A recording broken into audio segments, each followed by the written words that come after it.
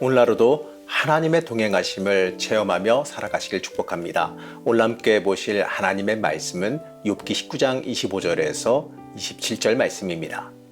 내가 알기에는 나의 대속자가 살아계시니 마침내 그가 땅 위에 서실 것이라. 내 가죽이 벗김을 당한 뒤에도 내가 육체 밖에서 하나님을 보리라. 내가 그를 보리니 내 눈으로 그를 보기를 낯선 사람처럼 하지 않을 것이라. 내 마음이 초조하구나. 엔게디 말씀 묵상과 함께 하시는 성도님들을 축복합니다. 욥기 19장은 빌닷의 두 번째 발언에 대한 욥의 응답입니다. 이 빌닷은 공의로우신 하나님이 통치하시기 때문에 악인은 영원히 추방당할 수밖에 없다고 주장했습니다. 악인은 육체적 죽음으로 끝나지 않고 그와 관련된 모든 기억과 흔적, 심지어 후손까지도 단절되는 완전한 이 멸종이라고 말하는 게 맞을 것 같은데 완전한 이 멸종이 이루어진다라고 공격했어요. 여기에 대한 대답인 욥기 19장은요. 흔히 욥기의 절정이라고 부릅니다. 특히 오늘 읽은 이 말씀은요. 우리가 알고 있는 핸델 메시아의 그 3부 부활 영생이라고 하는 파트의 주제로 쓰인 말씀입니다. 요한 웨슬리의 동생인 찰스 웨슬리가 지은 찬송가 170장인데요. 내 주님은 살아계셔. 이거의 가사도 바로 이 말씀으로 쓰여졌습니다. 그렇기 때문에 우리는 이 말씀을 읽을 때 좀 깊게 묵상해 봐야 해요. 우리는 이렇게 중요한 신앙 고백이 빌닷의 과격한 공격 뒤에 이어져서 나왔다. 바로 여기에 좀 주목해 볼 필요가 있습니다. 이 공격적인 빌닷의 말을 들은 욥은요. 2절에서 3절에 걸쳐서 이렇게 대답합니다. 네가 언제까지 내 마음을 괴롭히며 어느 때까지 말로써 나를 산산조각 내려느냐. 너희가 나를 모욕한 것이 이미 수십 번이거늘 그렇게 나를 학대하고도 부끄럽지 않느냐. 빌닷을 비롯해서 이 친구들의 말이 위로가 되는 게 아니라 오히려 자신을 괴롭게 만든다라고 항변했어요. 그러면서 욥은 이 빌닷이 제시하는 논리를 반박하고 있습니다. 28장에서 빌닷은요. 욥이 악인이기 때문에 자기가 만든 함정에 들어갔다라고 말했어요. 근데 욥은 거꾸로 하나님께서 자기를 그물에 얽어 넣으셨다라고 주장합니다. 6절 말씀을 보시겠습니다. 그러나 이것만은 알아야 한다. 나를 궁지로 몰아넣으신 분이 하나님이시고 나를 그물로 덮어 씌우신 분도 하나님이시다.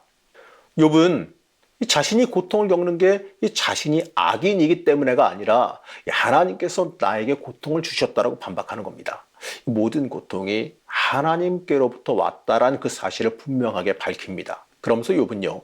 자신이 사방으로부터 고립되었다라고 고백하지요. 욥은 하나님뿐만이 아니라 사방에서 총체적으로 내가 지금 외면당하고 있다라고 말해요. 이 가족들과 가까운 지인들부터 욥을 떠났습니다.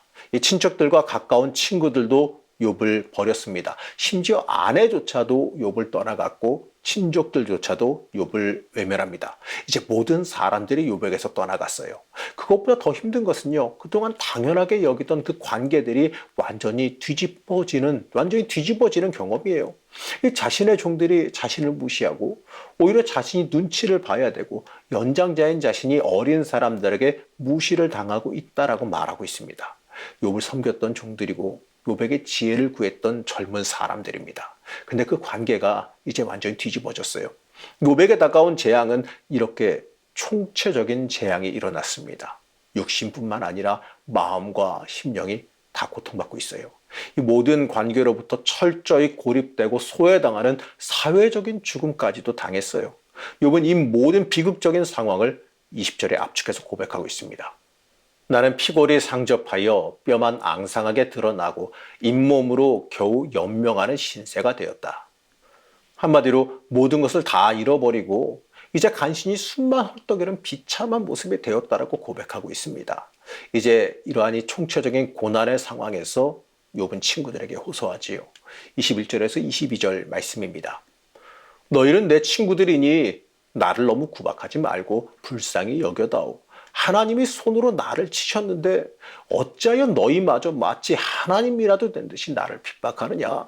내 몸이 이 꼴인데도 아직도 성에 차지 않느냐? 하나님으로부터 핍박을 당하는 신세가 되었고 믿고 의지하던 사람들도 다 떠나갔어요. 자, 그렇다면 욥이 기댈 곳이 어딜까요? 하나님으로부터 사람으로부터 완전히 버림받은 욥이 굉장히 신기한 고백을 하게 됩니다. 25절에서 27절 말씀입니다. 그러나 나는 확신한다. 내 구원자가 살아계신다. 나를 돌보시는 그가 땅 위에 우뚝 서실 날이 반드시 오고야 말 것이다. 내 살갗이 다 썩은 다음에라도, 내 육체가 다 썩은 다음에라도 나는 하나님을 배울 것이다. 내가 그를 직접 뵙겠다. 이 눈으로 직접 뵐 때에 하나님이 낯설지 않을 것이다. 내 간장이 다 녹는구나. 우린 이 말씀에서 하나님을 향한 욥의 희망을 발견하게 됩니다. 욥은 완전히 밑바닥에 내동댕이 쳐서 더 이상 내려갈 곳이 없는 상황에 처했는데, 그때에도 하나님을 향한 희망을 떠올리고 있습니다. 절망적인 상황에서 욥은 하나님이 구속자가 되셔서 자신을 구원해 주실 것이다라고 하는 희망을 바라봤습니다. 살이 다 뭉그러지고 뼈가 다 으스러지더라도, 살이 다 뭉그러지고 뼈가 다 으스러지더라도 하나님을 보고야 말겠다, 만나고야 말겠다라고 말해요. 왜냐하면 그 희망의 의지가 너무 강해서 심지어 자신의 그 간장이, 내장이 다 녹을 정도다라고까지 말하고 있습니다. 하나님을 향해서 불평불만은 물론 했습니다. 하지만 결국 원래 믿음으로 되돌아갔어요. 사방으로 포위당해서 출구가 보이지 않는 그 기막힌 상황에서 희망은 오직 하나님 한 분뿐이라는 사실을 다시 한번 확인하고 있는 겁니다. 여기서 구속자, 이 구원자라고 하는 단어는요, 히브리어로 고엘이라는 단어입니다. 이 고엘은 어떤 사람이 빚을 지거나 이로 인해서 종살이를 하게 될 때에 가장 가까운 친족이 토지나 몸값을 주고 건져낸다라는 의미를 지니고 있습니다. 이 자유와 생명을 잃을 위기에 처한 사람을 갖다가 이 가까운 혈족, 가까운 친족이 도와주는 속량 제도입니다. 이 의미는요, 하나님께서 가장 가까운 가족이 되어주셔서 위기에 처한 우리를 건져주신다는 의미예요. 욥은 아무 죄도 없이 죽게 되었을 때에, 가장 밑바닥으로 내려갔을 때에 눈을 들어서 자신을 위기에서 속량해 주실 구속자를 바라봤습니다. 그 구속자를 바랬습니다. 이 절망 속에서 건져 주실 하나님을 바라본 겁니다. 욥은요, 내가 죽더라도 그 구속자 되시는 하나님을 반드시 만날 것이다라고 다짐해요. 욥기가 진행되면서 하나님을 향한 욥의 신앙 고백이 점점 발전해 가고 있어요. 이 9장에서는 하나님을 중재자라고 표현했습니다. 16장에서는요, 하나님을 증인 또는 나의 변호자라는 개념으로 말했습니다. 그리고 오늘 읽은 이 19장에서는 하나님을 갖다가 이 구속자, 구원자의, 이렇게까지 구속자, 구원자로 부르는 개념까지 발전했어요. 그 내용을 대략적으로 짚어보게 되면 이 욥은 억울한 사정을 들을 친구 없음을 발견하고 하나님께 따지기로 했습니다. 그런데 자신의 사정을 호소해서 하나님과 이어줄 중재자가 필요했던 거죠. 이 친구들에게 그것을 기대했지만 그 중재자는 오히려 하나님밖에 없다라는 결론에 도달했습니다. 오직 하나님만이 내 사정을 알아봐 주신다라고 고백한 거죠.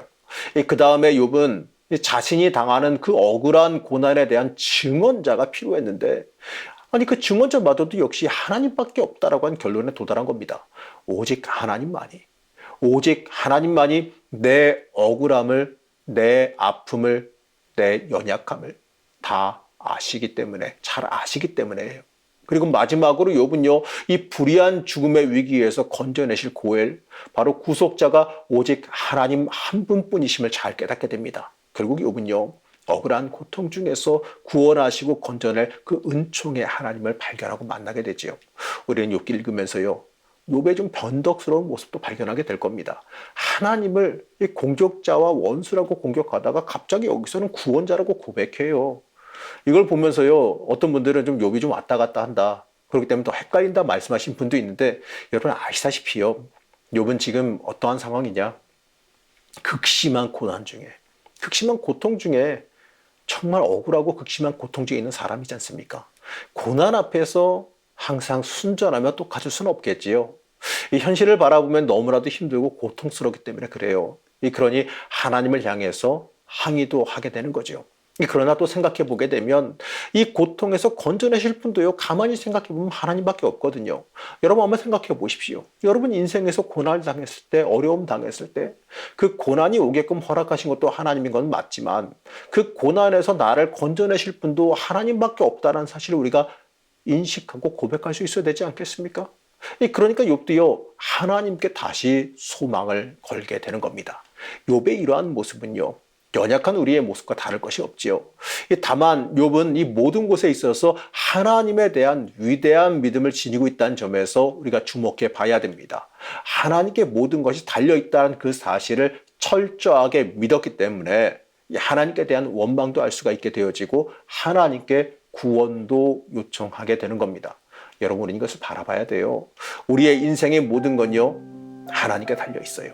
이 모든 고통 중에서도, 고난 중에서도 하나님을 만나고야 말겠다라고 하는 그 욥의 고백, 이 자신의 구원자, 자신의 고엘 되시는 하나님을 내가 만나고 말겠다라고 하는 그 욥의 고백, 하나님만 만나면 모든 것이 해결되리라 믿는 그 욥의 고백, 여러분 오늘 함께 살펴본 이 고백을 잊지 마시기 바랍니다. 고난 중에 우리가 외쳐야 되는 고백은요, 하나님은 살아계셔서 우리의 구원자가 되신다는 고백이어야지만 합니다. 이 놀라운 고백에 우리는 주목해 봐야 됩니다. 그리고 이 고백이 내 삶의 고백이 돼야 됩니다.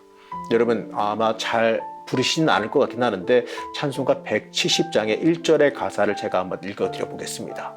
내 주님은 살아계셔 날 지켜주시니 그 큰 사랑 인하여서 나 자유 얻었네. 여러분 우리는 사순절을 살아가고 있지요. 이 찬송가의 고백과 같이 우리가 굳건한 믿음으로 승리하시기를 그냥 간절히 축복합니다. 고난 중에 내 소망과 위로자와 구원자 되시는 하나님, 이 주님께서 살아계셔서 날 지켜주시는 그 은혜를 고백합니다. 이 고난 중에 믿음으로 하나님을 구원자 삼은 욥의 고백이 내 고백이 되기를 원합니다. 이 고난 중에 믿음 잃지 않게 하여 주옵시고 이 땅에서 참된 소망으로 승리할 수 있게 하여 주시옵소서.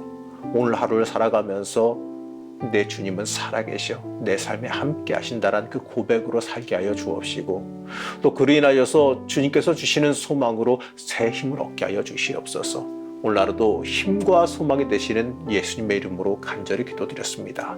아멘.